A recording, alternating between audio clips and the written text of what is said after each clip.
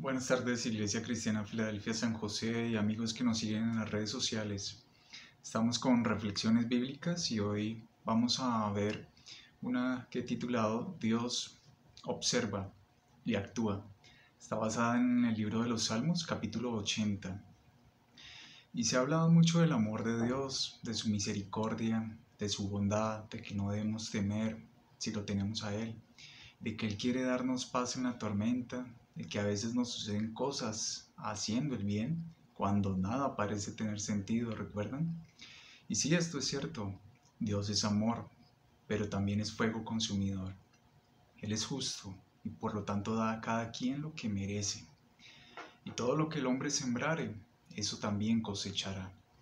Porque el que siembra para la carne, es decir, para lo malo, de la carne, es decir, del mal, segará corrupción. Mas el que siembra para el espíritu, es decir, para lo bueno, del espíritu segará vida eterna. Esto está en Gálatas capítulo 6, verso 8. Y algunos que viven para sus placeres hablan desde las emociones diciendo, todo va a estar bien, nada nos podrá detener y todo va a volver a la normalidad. Y no es así, están completamente equivocados porque esto no es bíblico. Y así hablaban los falsos profetas en los tiempos de Jeremías. Les profetizaban a hombres malvados lo que querían oír. Y en realidad todo está mal, muy mal. Y para que esté bien debemos volvernos a Dios en humildad y en verdadero arrepentimiento. Eso lo vemos en Jeremías 23, 9 al 24 y 24, 5 al 10. En muchas iglesias no confrontan los pecados, simplemente son admitidas las personas sin conversión. Y esto se convierte en una iglesia cualquiera, en masa. Y es algo completamente natural para ellos.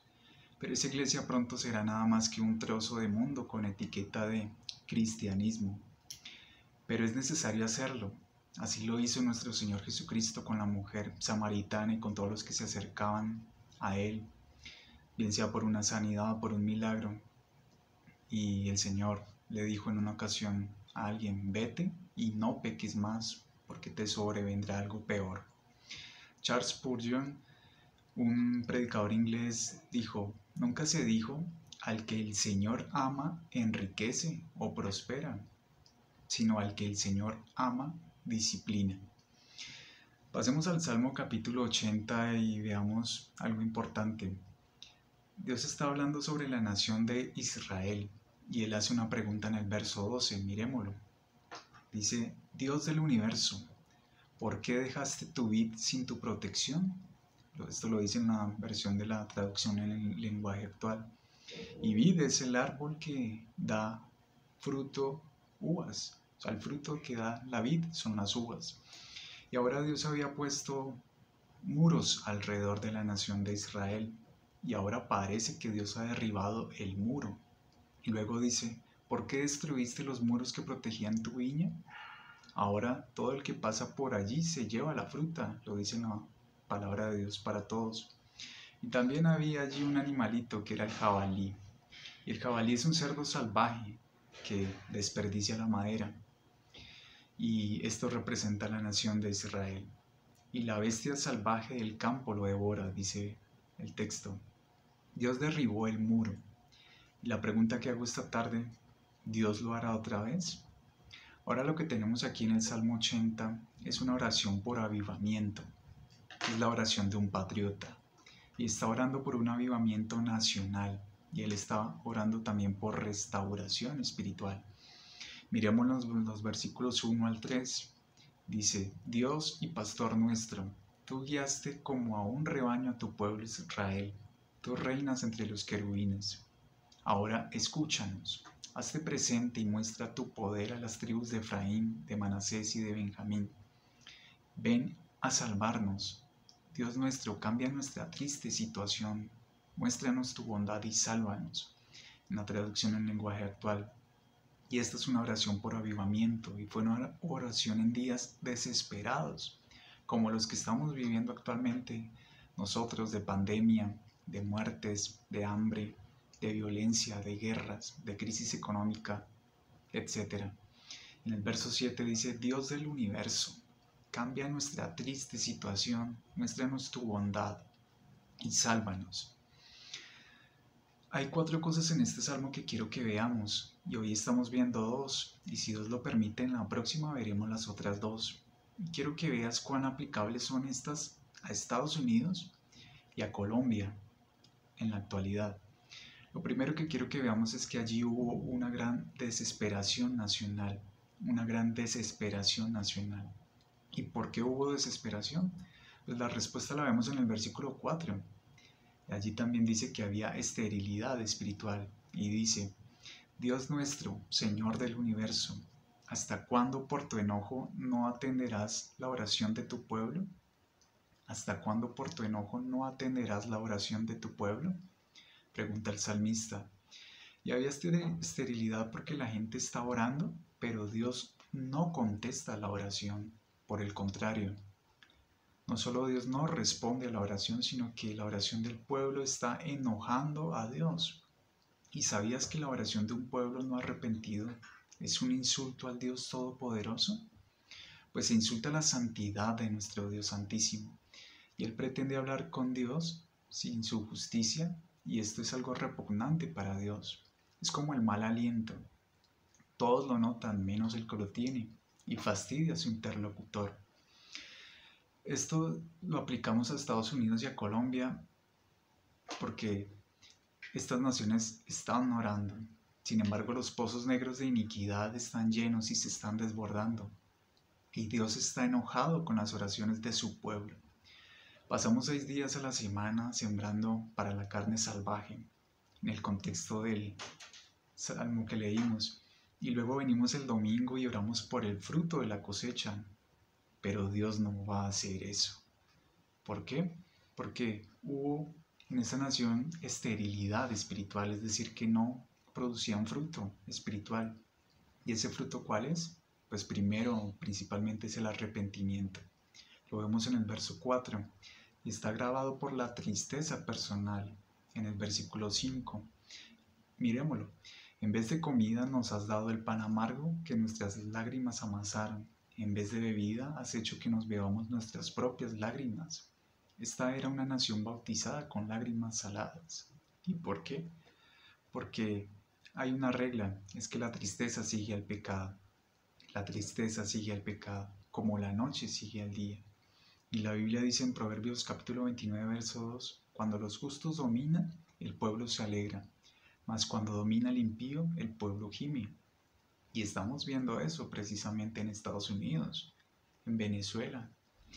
Y me pregunto si esos océanos de lágrimas, ríos de sangre, mares de sudor serán el precio que Estados Unidos y otros países de Latinoamérica deban pagar. Pero también no había solo esterilidad, sino que había dolor personal. Había dolor personal y vergüenza nacional. ¿Por qué? En el verso 6 dice: tú nos hiciste pasar vergüenza ante las naciones vecinas. Nuestros enemigos se ríen de nosotros. ¿Y sabes cómo ven a la América bendita de Dios en muchas partes del mundo? Como Satanás. Hay manifestaciones contra Estados Unidos en todo el mundo y Estados Unidos ya no es respetado por sus ideales.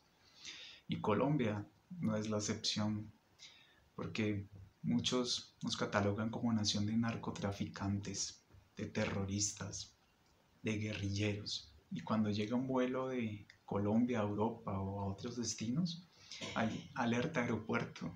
Deben hacer una revisión exhaustiva de los equipajes y de las personas para revisar si llevan estupefacientes. Y la verdad es una pena, eso avergüenza. Dice el verso: tú nos hiciste pasar vergüenza ante las naciones vecinas, nuestros enemigos se ríen de nosotros. Y eso fue lo primero que pasó. Y allí hubo una gran desesperación nacional. Y querido amigo, esto es lo mismo que está pasando en Colombia y en Estados Unidos. Pero luego hay un glorioso diseño nacional. Un glorioso diseño nacional. Había, porque en los versos 8 y los siguientes, Dios dijo que hizo por Israel, lo leemos: nosotros somos como una vid que trajiste de Egipto, y para plantarnos en esta tierra echaste fuera a las naciones. Ahora está llamando a su pueblo una vid, es decir, un árbol que produce uvas. Y el Señor había echado fuera a los paganos, es decir, a los que no eran del pueblo de Israel, y luego plantó la vid. Y aquí se está hablando desde Israel. Israel saliendo de Egipto, de un tormento, de las cadenas de esclavitud, y habían venido a una tierra nueva. Y allí Dios los plantó en la tierra de Canaán. Pero primero tuvo que quitar de raíz estas naciones que no eran del pueblo judío y que podían contaminarlo. Un ejemplo de esto es el proceso para la erradicación de cultivos ilícitos como el de la coca. Eso ha pasado en nuestro país, de que esta planta debe ser erradicada de raíz porque puede volver a brotar, y de la misma forma puede volver a brotar el pecado de nuestros corazones. Entonces vemos en el verso 9, una vez limpio el terreno, nosotros echamos raíces y nos extendimos por todo el país. De tal manera crecimos que llegamos a poblar las montañas, extendimos nuestro dominio hasta las montañas del Líbano. Nuestra frontera oriental llegó hasta el río Éufrates, nuestra frontera occidental llegó hasta el mar Mediterráneo. Y luego Israel era una vid plantada por Dios, y aún así Israel olvidó a Dios. Israel olvidó a Dios y vino el juicio. Ahora vivimos en una sociedad donde todo vale. Se vale mentir para conseguir egoístamente mis metas personales. Se le miente a la novia, ellas le mienten al novio, se le miente a la esposa, se le miente al jefe, al líder, al pastor y hasta al padre o a la madre, etc. Se recurre también a la violencia, cuando otros no piensan igual que nosotros, o son diferentes, o nos dicen la verdad. Y vemos un caso como el del afroamericano George Floyd, asesinado por un policía en Minneapolis. Cuando no hay justicia, cuando estafan a otros, cuando quieren enriquecerse rápidamente sin trabajar y no les importa pasar por encima del que sea. Y esto ha pasado con la ambición, por ejemplo, de muchos dirigentes políticos, el orgullo. El ejemplo de orgullo más conocido es el de Luzbel, y que luego se convirtió en Satanás. La insensibilidad del corazón cuando se ve robar o matar a alguien, y muchísimas cosas semejantes a estas que denotan el pecado reinante en un mundo que ha abandonado a Dios, en un mundo que ha abandonado a Dios. Y esto mismo sucedía en la época de Jeremías. Jeremías perteneció a una familia sacerdotal, vivía en una aldea cerca de Jerusalén. Transcurrieron unos 40 años desde su llegada de Jerusalén hasta su muerte en Egipto. Y en ese tiempo había un panorama político tremendo. Nínive era la orgullosa capital de Asiria y fue destruida en el 612 a.C. Luego en los capítulos 1 al 25 son en su mayoría poéticos y corresponden a la predicación de Jeremías en las 2 primeras décadas de su actividad profética. Y en esa etapa Jeremías tenía una principal preocupación, que fue lograr que Israel tomara conciencia de sus pecados. Y de ahí la insistencia en que el profeta denuncia la mentira, la violencia, la injusticia con el prójimo y la dureza del corazón. Esto lo vemos en el capítulo 11, en el capítulo 16. Pero sobre todo el pecado que está en la raíz de todos estos males. ¿Y cuál es esa raíz del pecado? Es el abandono de Dios. El abandono de Dios. Y esto lo vemos en el capítulo 2, verso 13 de Jeremías. Dice, mi pueblo ha cometido un doble pecado. Me abandonaron a mí, fuente de agua viva, y se hicieron sus propias cisternas, pozos rotos que no conservan el agua. Se hicieron sus propias cisternas, pozos rotos que no contienen el agua. Y dicen algunos, pero es que Pedro Andrés siempre da solo citas del Antiguo Testamento. Pues se le tiene las citas del Nuevo Testamento.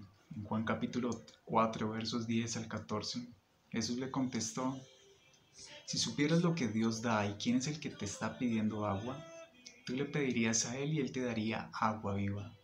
Y la mujer le dijo, Señor, ni siquiera tienes con qué sacar agua y el pozo es muy hondo.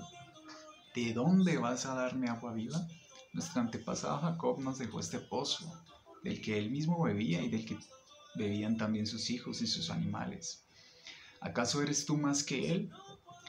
Jesús le contestó, todos los que beben de esta agua no volverán a tener sed, pero el que beba del agua que yo le daré, nunca volverá a tener sed, porque el agua que yo le daré se convertirá en él en manantial de agua que brotará dándole vida eterna.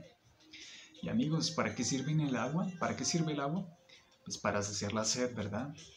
Y más en un lugar desértico, y si no, porque si no tomaban se morían, pero también sirve para lavarse. En esos tiempos usaban sandalias, y el clima y las largas jornadas hacían sudar el cuerpo, pero especialmente los pies. ¿Se imaginan? Pues así es el pecado, maloliente, y el agua representa la palabra de Dios. Juan 7:37 al 38 dice, si alguien tiene sed, venga a mí, y el que cree en mí, que beba. Como dice la escritura, del interior de aquel correrán ríos de agua viva. Y aquí el Señor nos muestra también en otro caso cuando lavó los pies de sus discípulos, pues se está refiriendo a esto mismo. ¿Notan la importancia del agua? ¿Y cuál fue el otro pecado que nombró Jeremías en el capítulo 2, verso 13? Dice, y se hicieron sus propias cisternas, pozos rotos que no conservan el agua.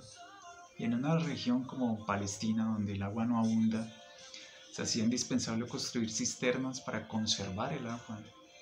Y estas cisternas se cavaban en la piedra porosa y luego se impermeabilizaban con una mezcla de cal y arena. Sin embargo, siempre existía la posibilidad de que se agrietaran y dejaran escapar el agua. Entonces, el agua estancada no se podía comparar con el agua que podía brotar de la fuente. ¿Y esa fuente quién es? Jesús. Pues pasó lo mismo en el pueblo de Israel. Abandonaron a Dios, rechazaron al Creador e hicieron las cosas a su manera, en su propia sabiduría. Y así mismo está el hombre y la mujer hoy en día. Rechazan a Dios y lo dejaron porque Él alumbra las tinieblas que hay en ellos. Y de esa forma no están expuestos a la luz, quien les muestra sus pecados. Muchos también prefieren saciar su sed temporalmente, como el cerdo que veíamos en el Salmo. Por la transpiración y su naturaleza del cerdo los lleva a revolcarse en el barro. Este le alivia temporalmente, pero al poco tiempo vuelve a estar mal. Y así es el hombre, busca cisternas a su parecer, pero no son más que pozos rotos, que no conservan el agua y solo los alivian momentáneamente. Por ejemplo, la pornografía, la fornicación, el adulterio, toda clase de impureza sexual. Vicios como las drogas, los juegos de azar, adoran otros ídolos, el alcohol, cualquier otra cosa o persona que le quita el primer lugar a Dios. Los odios, las discordias, los celos, eso lo vemos en Gálatas 5:19 al 21. Y en lugar de mantenerse fiel, cuando se había liberado de la esclavitud en Egipto, el pueblo de Israel le dio la espalda, simplemente lo abandonó y se prostituyó sirviendo a otros dioses. Y esta infidelidad a la alianza debía traer como consecuencia el juicio divino. Esta predicación de Jeremías ya como conclusión, especialmente después de la muerte del rey Josías, encontré una resistencia cada vez más obstinada de parte de sus compatriotas. El pueblo definitivamente era muy duro. ¿Y por qué? Dice porque es la resistencia a la palabra de Dios y sus conclusiones fueron francamente pesimistas. Él dijo, el corazón humano es duro y rebelde y el pecado está grabado con cincel de hierro y con punta de diamante. La cigüeña conoce el fruto de las estaciones, pero Israel no comprendía el mandato del Señor. Y así como el leopardo no puede sacarse las manchas de la piel, así tampoco los habitantes de Jerusalén, de Judá, que estaban demasiado habituados al mal, eran capaces de hacer lo que era bueno. Vamos a orar. Señor, hoy venimos a ti, como dice tu palabra en 2 Crónicas 7:14. Si se humillare mi pueblo sobre el cual mi nombre es invocado, y oraren, y se arrepintieren de sus malos caminos, entonces yo oiré desde los cielos, y perdonaré sus pecados, y sanaré su tierra. Lo primero que hacemos hoy es humillarnos con un corazón sincero, y oramos a ti, Señor, como dice tu palabra. Si se humillare mi pueblo sobre el cual mi nombre es invocado, y oraren, pero también nos convertimos de nuestros malos caminos, nos volvemos a ti, Señor, reconocemos que hemos pecado y tú así no escuchas nuestra oración. Pero dice, si oraren y se convirtieren de sus malos caminos, entonces yo oiré desde los cielos, perdonaré sus pecados y sanaré su tierra. Haz esto con nosotros, sana la tierra de nuestro corazón y de todo lo que está a nuestro alrededor. En el nombre de Jesús. Amén. Dios los bendiga. Nos vemos en una próxima oportunidad.